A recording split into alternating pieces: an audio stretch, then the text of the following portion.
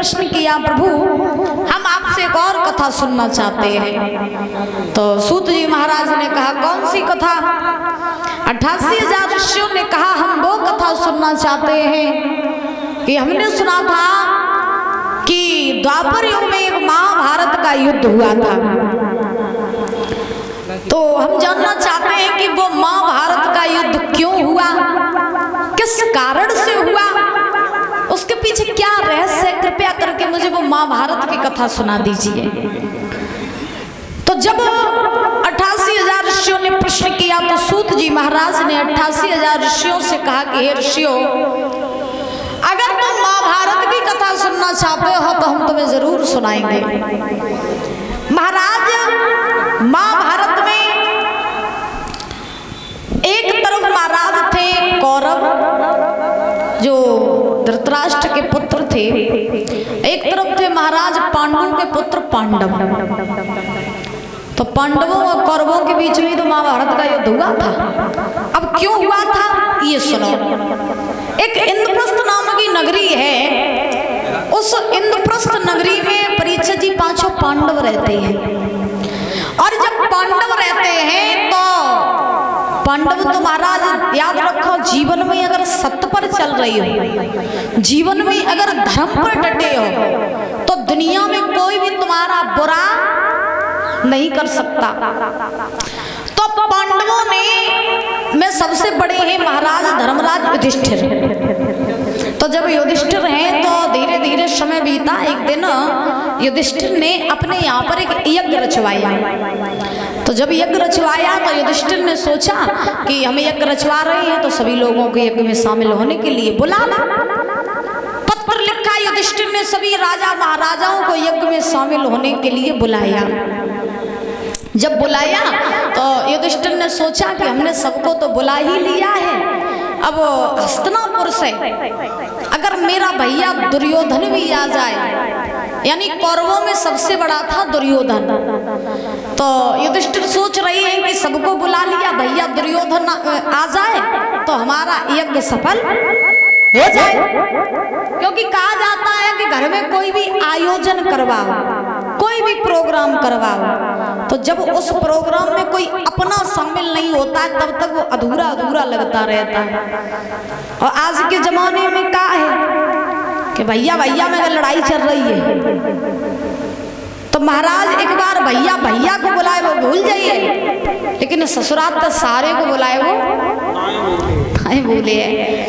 एक बार भैया अपनी बहन को बुलाए वो भूल जाइए, लेकिन सारी को बुलाए वो नहीं भूलिए।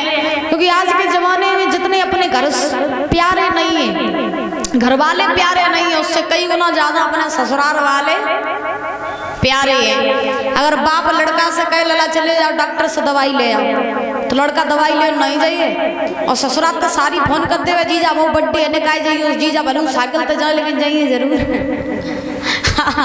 जीजा रोकेंगे नहीं, क्योंकि कभी कहते हैं भैया कहे जिनकी कृपा से ये जीवन है, जिनकी कृपा से ये जीवन, हम उनकी कृपा को भूल गए हैं, जिनकी कृपा से ये जीवन।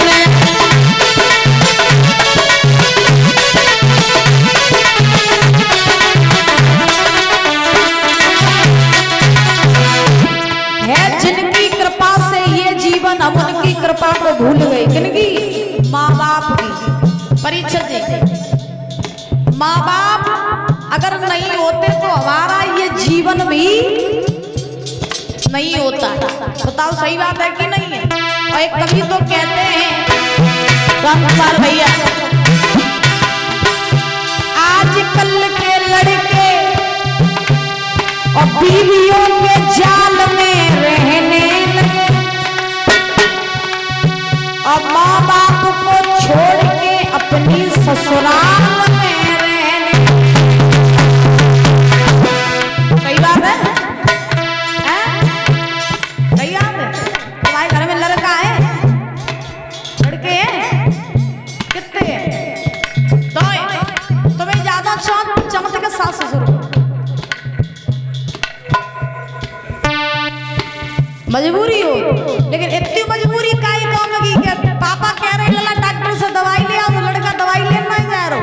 और ससुराल वाले फोन करते हो लड़का हुई ठाड़ो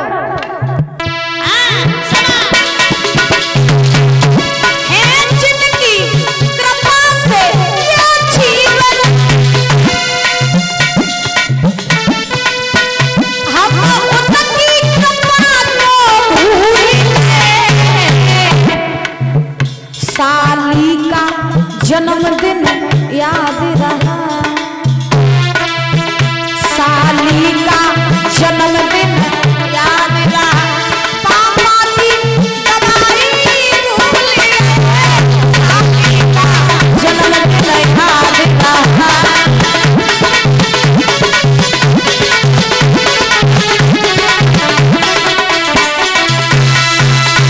है जिनकी कृपा से ये जीवन, हम उनकी कृपा को भूल गए और साली का जन्मदिन याद रहा, पापा की दवाई भूल गए।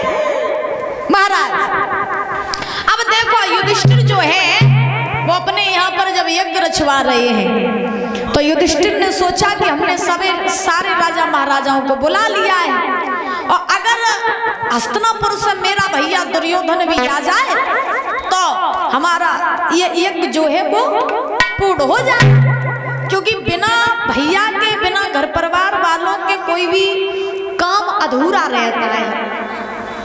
उसी समय आज युधिष्ठिर ने देरी नहीं की, दुर्योधन के लिए पत्र लिखा और जब पत्र लिखा तो उस पत्र में लिख दिया कि हे भैया दुर्योधन, हम अपने यहाँ पर एक यज्ञ रचवा रहे हैं, तो जितनी जल्दी हो सके उतनी जल्दी तुम हमारे इंद्रप्रस्थ में आ जाओ यज्ञ में शामिल होने के लिए। एक मंत्री के द्वारा पत्र पहुंचवा दिया हस्तिनापुर में दुर्योधन के पास। दुर्योधन ने पत्र पढ़ा, प्रसन्न हुआ कि मेरे भैया युधिष्ठिर ने मुझे यज्ञ में शामिल होने के लिए बुलाया। तो दुर्योधन ने बिल्कुल भी देरी नहीं की, घोड़ा तैयार करवाया, घोड़ा पर सवार हुआ और सवार होके जैसे ही चला है तो कैसे चला बोल, अरे दुर्योधन सजगी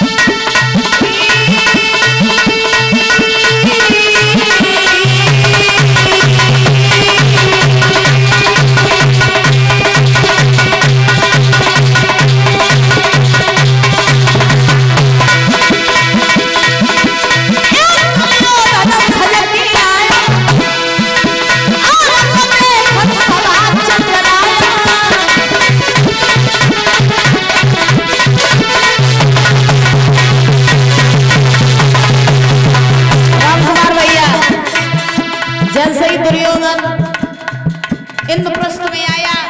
परीक्षित जी, युधिष्ठिर की सभा लगी है।